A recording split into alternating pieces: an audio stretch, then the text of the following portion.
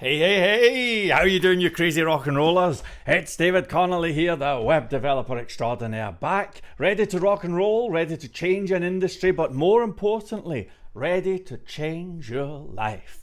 How on earth are you doing, you crazy rock and rollers? I'm talking, of course, to the members of Speed Coding Academy. I mean, is there anyone else here who's not a member? Well, I don't know. But in any event, I'm quite happy to chuck some of these updates on YouTube because I like what we're doing. I think it's good, you know, and I'm feeling good. Funny thing happened just the other day. I woke up, and you remember those grey things, and I had grey hairs on the side of my head. I woke up and look, they were gone. It's a miracle. Actually, I think maybe not a particularly great miracle because I think it's maybe a wee bit too dark.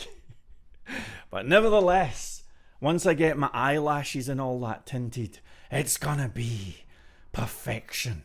The perfect body and the perfect face, just like Phil Collins used to talk about. Anyway, I wanted to give you a wee update and let you know what's happening now that we're back. Now, this is pretty much day one for me. I'm speaking to you at 11:30 and I have a phone call to make, but they can hang tough for a few minutes. It's 11:30. I've been here since 3 a.m. Do I look tired? Do I look tired? I ain't tired. I ain't tired. I want more hours in the day. I feel good. I'm ready to work and I'm ready to do some cool stuff. So I've been up since 3 a.m. and I'm feeling all right, you know. Let me tell you what's been happening. Let me tell you what's coming up and let's have a good week here.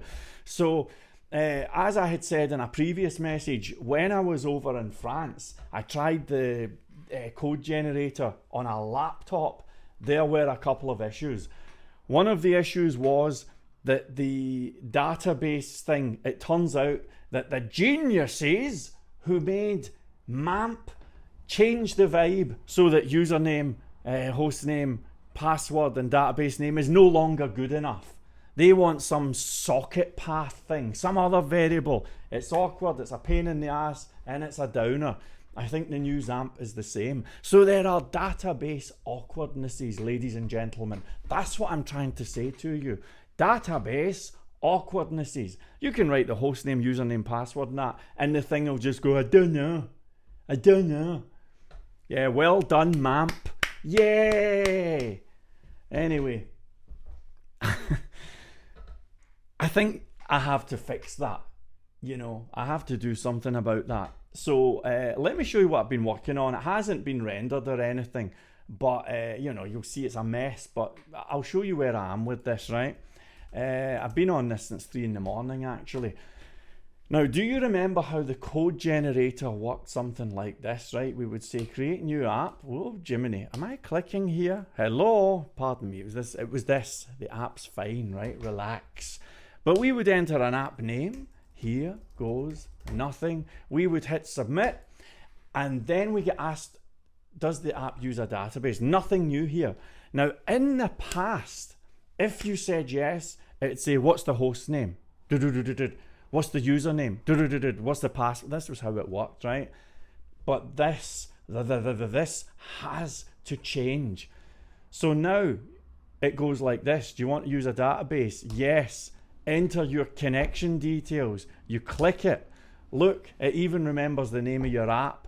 You say submit, and then you're on and you choose a location, and you know, the rest is easy. So we choose a location on our computer, create a new app here, and there you go, right? So that's what I'm doing just now. And what this is going to do is it means that if there's an awkward setup where some weird system comes out and they require, you know, socket path, whatever. I'm not even sure what that means myself. But if that comes out, we can handle it now. It gives the thing flexibility, and it means that this thing will work with MAMP, WAMP, XAMPP, LAMP, or even XAMPP. Anyway, if you look at the screen, you'll also notice that it says Trongate Small at the top here. So what happened there is I was on quite a small laptop, and the thing, I mean, it's only about 680 pixels high, this blue window, but it wasn't fitting on the laptop screen. You know, can you believe it? I actually did the same laugh as the annoying gal from the Oral-B toothpaste advert there. Ah, have you seen that one? How can you have slim buns and thighs and good teeth? Ah. Anyway, what am I talking about? Right, you'll see that it says strong against small. So now I've got an if statement going on. And if you happen to be on a smaller device, instead of it looking all rubbish, it's going to look nice. That's what I'm doing. It's not going to say Trongate Small. I'm building the thing, and it's just so that I can see that that's what I'm looking at. So I'm going to do a wee bit of resizing, wee bit of database jiggery pokery, and then we're on the free love freeway. I am hoping to have this ready by close of business tomorrow. I think that's how long it's going to take. It's a big job. But when that happens, we'll go on and do the API Explorer stuff. This is a part of the framework that you've not seen yet, and I'm going to call it best in class. I think it's the best API Explorer in any PHP framework. And if anybody disagrees, come forward, show me your framework, and let me take you to school, because the web developer extraordinaire is back. Now, with your permission, folks, I'm going to hit the highway. Thank you for watching. Stay cool. Expect progress. Expect updates. Expect action. I want every single person from Speed Coding Academy to be earning a minimum, let's be conservative, of $5,000 a month. Do you think you can earn $5,000 a month? Let's have every single one of us doing that let's have it by Guy Fawkes night.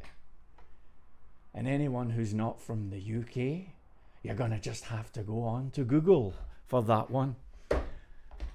But let's do that. Now, finally, before I go, somebody from Speed Coding Academy, I believe it was either Dave or Martin, or forgive me, but somebody had been good enough to find the repo, and they did some work on something, and they gave me a pull request. It's incredible how much stuff I don't know about. I've managed to go 20 odd years without ever having to lock horns with pull requests and stuff like that. But let me just give you the vibe. I'm delighted, I'm happy, thank you, and God bless you. There are a couple of things though. The first thing is, at the moment, the repo has a stupid name. You know what that is. I gave it a stupid name so that nobody could find it, right?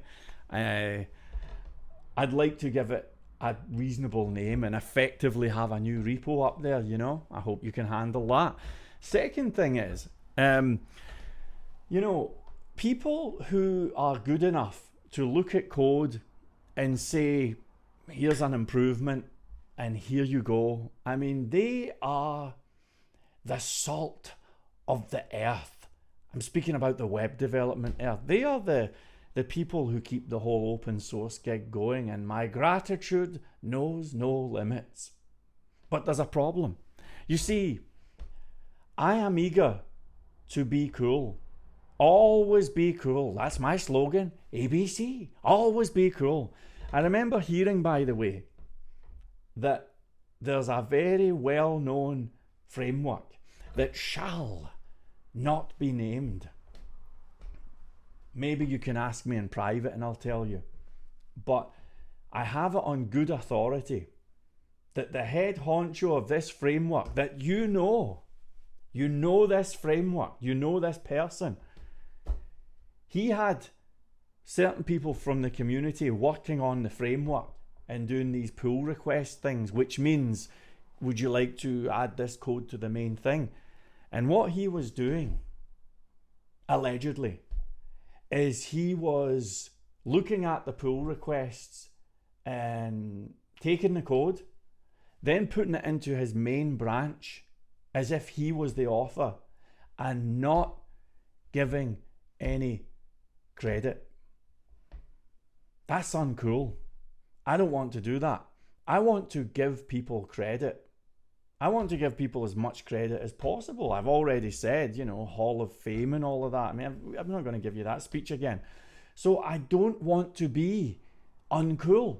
And I want people to feel good and feel that they've been given credit and all of that. And I'm happy to do that. But here's the thing, and let me be very clear about this. There is an unlikely but hypothetical possibility that I could earn $10 trillion plus 3 Bitcoin for your code. I could earn that. And if I earn that, you could be hanging about in a shotgun shack, wondering why life has dealt you such rubbish hands. Meanwhile, I'll be on a hammock somewhere, relaxing, listening to Yaz and the Plastic Population, drinking pina coladas. Now, what do we do? What do we do? I'm already obligated to my ass as far as the founding members go. So what now? Oh, I'll give you let's say, no. Here's the deal. If anybody is going to do pull requests and work on the framework and all of that stuff, here's the deal. I love you madly. Thank you. Thank you, I love you madly. I'll give you the credit. I'll give you the name, your name on the site. I'll mention you here. You can have a picture up. You can have anything you want. But when it comes to hard cash, you ain't getting jack shit. And I want you to assume that you're going to be ripped off. Why do I say that? Because nobody will be disappointed. Can you handle it? Good. So by all means, do your pull requests and all that. I'm super grateful, and I welcome any help that I can get. But just know, you ain't getting jack shit from me beyond mentions, praise, and perhaps 1 or 2 leaps over the fireplace when there's a full moon. Anyway, that's that. Now, actually, I'll finish off with a funny story because I think this is funny and it's educational for you, right? Very soon, your biggest challenge, if you are a member of Speed Coding Academy, like within the next month, your biggest challenge will not be coding. It will be, how do you get clients? And web development, the whole web development industry, it's like it has a twin-powered engine, you know. There is production, and are we not nailing production? And then there's the business of getting clients and keeping them happy. And I'm late with one, and I need to keep the client happy, right? So you've got those two things, right? Doing the work, finding the clients. Now, I have said before, but for anyone who's new here, I'll say it again. I do not have a CV. And I have never, in over 20 years, been tested at any interview or clients meeting or anything. I had a full-time employee for years. I can't put a number on it, but more than 5 years, whose job was to apply for web development jobs on my behalf. I've been to hundreds of interviews. And of course, anyone who knows the channel, you know the story. I would do the interview and I'd nail the interview. And then they'd say, any questions? And I'd say, no questions, but I have a comment. And basically I would get the gig and just do it from home, and they would become an ordinary client. This was my strategy for years, right? So I have been around the block. And in all that time, I haven't counted it. I must be into the thousands as far as web amount of sites I've done goes. But you know something, folks? I'm always amazed when I speak to good developers who have interviews and they come back and I say, how did it go? And they say, oh, they asked me, you know, what does such and such mean? What does a callback function mean? Oh, they asked me. And in all sincerity, I've never been asked a question like that. And if you go to a client situation or an interview thing or going out meeting and you're trying to do some business, and if they ask you a question like that, it can only mean one thing. They do not respect you. Yeah, that's right. We're going all drill instructor like here. It's funny, even in the live chat room, I mean, there was some cracking developers there. And I remember one of them who had helped me out, and he was like, I'm going to an interview, and he was saying, oh, the next day, oh, they asked me this and they asked me that. I'm like, what the heck? Nobody asks the web developer extraordinaire any qualifying questions in a business type scenario. And they shouldn't do that with you either. Because by the time you walk into that room, ladies and gentlemen, and I don't care whether you're freelance and, employee, Lone Ranger, or some kind of a whatever. I was going to say corporate and then something derogatory, but I'm not going to say that. Anyway, when you go into those scenarios, they should already have some idea about what your vibe is. Are you the author of a book? Have you done seminars? Have you released a course? Have you built a software app? Do you have a podcast? Are you somebody who has built an app that went on and made gazillions? Have you been in the newspapers, right? And the list goes on. And when you show up on the scene, you should have that, right? How many followers do you have on Twitter? I'm not into Twitter, but you get the idea. You should be going into meetings with all that stuff pre-prepared. That's why I've never been asked a qualifying question. Who's going to turn around to the web developer extraordinaire and say, hey man, what does localhost mean? There is only one response, and the response is asshole. Because you'd have to be an asshole to ask me a question like that, right? Right.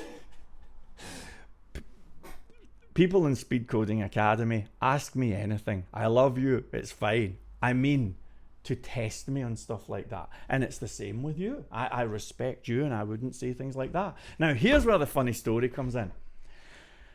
I was in France and I bumped into someone who shall remain safely anonymous. This person does not know me particularly well. They have some idea that I do something to do with websites for a living, but this person does not know me, at least in any professional sense. So there is no awesome web footprint. There is no, look at the stuff the dude has done. Nothing. Coming in cold with just, hey, he's a really good web guy. And I met up with this person, and I actually, in a moment of madness, I hadn't done any coding the whole holiday. And we were at about day 10, something like that. And this person who was having dinner with the group at the time had mentioned that she was starting up a business and she had some quotations for some developers, from developers. Would I have a look? And they were there, and they were nice and physical things and pages of them. And I said, sure, I'll have a look. And I had a look at these quotations. They were in French, but I could make out what was going on. And the upshot of it was that one of the companies was asking for €9,000 to give this person a WordPress website with a downloadable theme that probably costs no more than $10. And there she was on the verge of paying $9,000 with that. Now, the other company that she'd narrowed it down to were charging, in fact, correction, this is the one that she was going to go with, probably still is. They were going to charge $3,500. They also had some kind of WordPress gig going on. And what they were saying is, the part of their proposal was, we're going to promote you on social media. So I asked her, I says, let me give you a free consultation. How are they going to promote you on social media? She said, well, they're going to do something like 2 Facebook articles a week, and they're going to do an Instagram picture or something like that, something along with those lines. And so we chatted, and eventually I gave this person some advice, some really, really good advice as part of my consultation. And in fact, I did more than give some good advice. I hadn't written any code. And I was like, you're being paid fortunes for a pile of crap and it probably won't even work. And I actually says, you know what? To hell with it. I'm the fastest developer in the world. I'll do your site for you right now. You can owe me a favour. And I take my laptop. She's like, wow, this is great. And I'm like, yeah, man, I can do this, you know. I'll knock a site out in half an hour. And it'll probably be better than anything they can do. And I'm like, okay, so what is it you're doing? And she told me, and, you know, I won't go into the business and all of that. But the upshot of it was that I felt that the business was good. It was a real world business with a physical building and all that. But I felt that the marketing strategy was weak. And in fact, I felt that it was irrelevant because she was on the verge of basically opening up a cafe at a very popular seaside resort. It was not a web-based business. And I'm very skeptical about certain aspects of social media marketing and stuff like that. I'll do a video about that. I've dabbled in, no, I've not dabbled. I've been paid to do social media marketing. I've done that gig and I've spoken with some of the best people in the industry and I've got a lot of scars from that stuff. And I'm just a bit skeptical about it, especially if we're talking about a seaside cafe. So I said to this person, you know, instead of doing the social media stuff that nobody's going to give a rat's ass about, I think you should consider combining old pre-internet marketing techniques with modern techniques. She says, what do you mean? I said, well, let me explain. I think that you would do much better if you just put posters in the neighborhoods and leaflets and stuff like that and kind of go old school. I feel it would be more appropriate for this. And then she said, I've got a design that I'd done on her computer. She showed me this design and it was okay, but the logo was this size, you know, and it was just, it looked like Arial or something. And I'm sure if she were here, she'd say that's not the final logo. Fine. But I looked at it and I said, your logo's too big as well. A big logo looks amateur. You need to make the logo as small as possible. And as I was giving this advice, are you paying attention? As I was giving this advice, this person who never really knew about me professional, nice person, but she didn't really know about what I was doing. She doesn't know about web development or anything. Nothing wrong with that. But I noticed that she started to give me resistance. And every piece of advice that I offered was being questioned or rejected. And it got to the stage where I said to her, look, I know what I'm talking about. She was talking about having an online shop on this thing as well. I said the biggest and most high earning online shops in the world have small logos. Trust me. And as I'm talking, I do this. I say, I'm doing this for a reason. And she's sitting with her laptop open now. And she's saying, no, but I like big logos. I like big logos. And I say, no, but the big shops, they don't do that. They do small logos. And then I says to her, what's the biggest online shop in the world? And she says, Amazon. I said, open it up. And she opened it. And I said, watch. And I did that. And I put my finger and it was exactly the size of the logo. I'm that good. I know exactly what I'm talking about. And then I said, pick some other sites. Pick some favourite sites that you know. Doesn't even have to be online shops. CNBC, small logo. We went through a whole bunch of, you know, really well-known sites. They all had small logos. She showed me a local business that had a big logo, and I'm sure there are exceptions. But the point is, I felt as if there was resistance. And throughout this conversation, there were moments where I was saying things like, I really know what I'm talking about, you know. And then I was saying things like, look, I've built sites for some pretty big companies here and, you know, trust me. And yeah, I was saying that. And then it occurred to me, here I am offering to help somebody for free, giving them the best advice they will ever get, saving them fortunes, and even potentially doing something that I always say you should never do, which is build for free. I'm breaking every rule in the book, in my book. And then a moment of clarity hit me, like a shining beacon in the center of a black hole. And I went to my laptop, which was right in front of us still, and she was there. And I just said, you know what? I just closed it. I said, whatever you do, I'm sure you'll be very successful. But I am out. I says, have you ever seen the show Dragon's Den on TV? She says, no, they've not got it in France. I think they call it Shark's Den in America. I said, there's a phrase on that TV show, the business show when people pitch businesses, and the phrase is, I'm out. I said, well, guess what? I'm out. I'm out.